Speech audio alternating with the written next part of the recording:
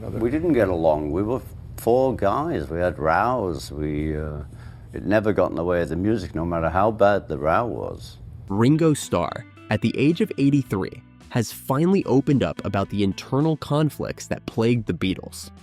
Known for his peacemaking efforts, Ringo shares insights into why the world's favorite band, despite their incredible success, couldn't stay together. Today, we'll take a deep dive into the legendary journey of the Beatles, from their rise to fame to the tumultuous breakup, all through the lens of Ringo Starr's revealing reflections. Ringo Starr's career with the Beatles was nothing short of extraordinary. From the swinging 60s to their eventual split in 1970, the Beatles were at the forefront of a musical revolution. But behind the scenes, things were far from harmonious. Let's rewind to 1962. On August 14, 1962, Starr accepted John Lennon's invitation to join the Beatles. 2 days later, manager Brian Epstein fired drummer Pete Best. Starr's first performance as a Beatle was on August 18, 1962. Initially, fans protested Best's firing, but Starr's talent soon won them over. His first recording session with the Beatles was on September 4, 1962, leading to their first single, Love Me Do. This song marked the beginning of their meteoric rise to fame, leading to Beatlemania, which took the world by storm. However, with fame came immense pressure and internal strife.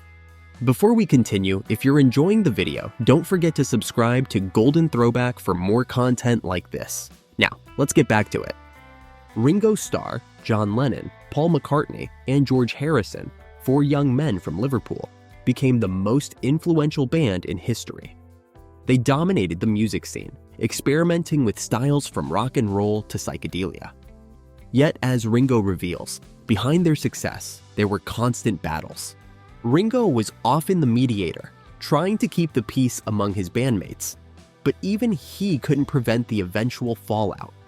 John Lennon's relationship with Yoko Ono added strain, as her presence disrupted the band's dynamic. Paul McCartney's assertiveness clashed with Lennon's and Harrison's artistic visions, creating further friction.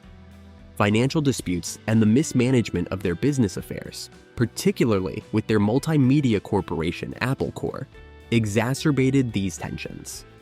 The innovative venture became a source of financial strain and disagreements over its management. The stress of Beatlemania had peaked for him. He received a death threat before a show in Montreal, prompting him to position his cymbals vertically as a defensive measure. The constant pressure affected the Beatles' performances, with Starr noting they were becoming poor musicians due to the lack of groove. He also felt increasingly isolated from the band's musical activities as they ventured into new musical territories that often didn't require his input. During recording sessions, Starr spent hours playing cards with their road manager, Neil Aspinall, and Mal Evans, while the other Beatles perfected tracks without him. Despite this, he expressed contentment with his usual single track per album. By 1968, the band's unity was visibly cracking. During the recording of the White Album, Ringo felt so sidelined that he temporarily left the band. He later shared that all members struggled with insecurities and frustrations, making the recording sessions fraught with arguments and a lack of communication. Despite these conflicts, the Beatles produced some of their most iconic albums during this time, including Rubber Soul, Revolver, and Sgt. Pepper's Lonely Hearts Club Band. These albums not only enjoyed commercial success, but also marked a shift in the music industry, focusing more on albums as the primary format rather than singles. However, the internal discord couldn't be ignored. The death of their manager Brian Epstein in 1967 left a void in their management, leading to internal power struggles. McCartney's attempts to take control were met with resistance from the other members. The pressures of constant touring and media scrutiny added layers of complexity to their relationships. By 1966, the band decided to stop live performances, choosing to focus on refining their studio work. During the recording of the Let It Be album, the disunity was palpable.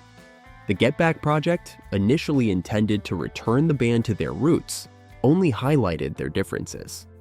Sessions were marked by quarrels and disharmony, both musically and in business discussions. Ringo's reflections offer a unique insight into the band's dynamics. He emphasized that despite their artistic synergy, they were a group of individuals with diverging ambitions and personalities. The constant pressure of being the Beatles made it increasingly difficult to maintain harmony. The Beatles' final public performance was on the rooftop of Apple Corps headquarters in 1969.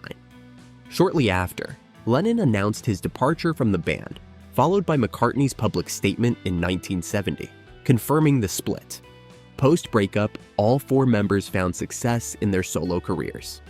John Lennon's tragic murder in 1980 and George Harrison's death in 2001 were significant losses, but Paul McCartney and Ringo Starr have remained active in music. The Beatles' legacy is undeniable. They are the best-selling music act of all time, with countless awards and accolades, including 7 Grammy Awards, an Academy Award, and 15 Ivor Novello Awards. They were inducted into the Rock and Roll Hall of Fame in 1988, and Rolling Stone has twice named them the greatest artists in history. Ringo's journey didn't end with the Beatles. He embarked on a successful solo career, releasing albums like Sentimental Journey and Beaucoup of Blues. He also ventured into acting and voice work, becoming a beloved figure in children's television. Ringo Starr made a memorable guest appearance on The Simpsons in the episode titled Brush with Greatness, which aired in the show's second season in 1991. In this episode, Ringo voices himself and plays a pivotal role in the storyline centered around Marge Simpson's long-lost love for painting. Marge rekindles her passion for art and reveals that she once painted a portrait of Ringo Starr, who had promised to respond to all his fan mail.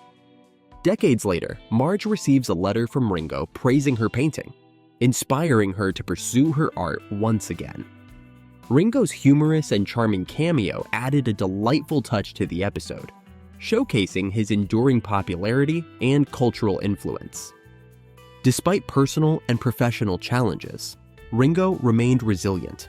He overcame health issues, sought treatment for alcoholism, and re-established his music career with the All-Star Band, continuing to tour and release new music.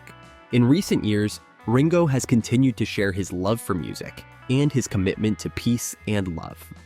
His recent projects, including the Rewind Forward, showcase his enduring passion for creativity. Ringo Starr's reflections on the Beatles offer a deeper understanding of the band's internal dynamics and the reasons behind their breakup. Despite the conflicts, their music remains timeless, and their influence on the world of music is unmatched. Let us know your thoughts on Ringo's recollection of the struggles faced by the Beatles and their incredible journey in the comments below. Don't forget to like and subscribe to Golden Throwback if you enjoyed this video. Until next time, peace and love.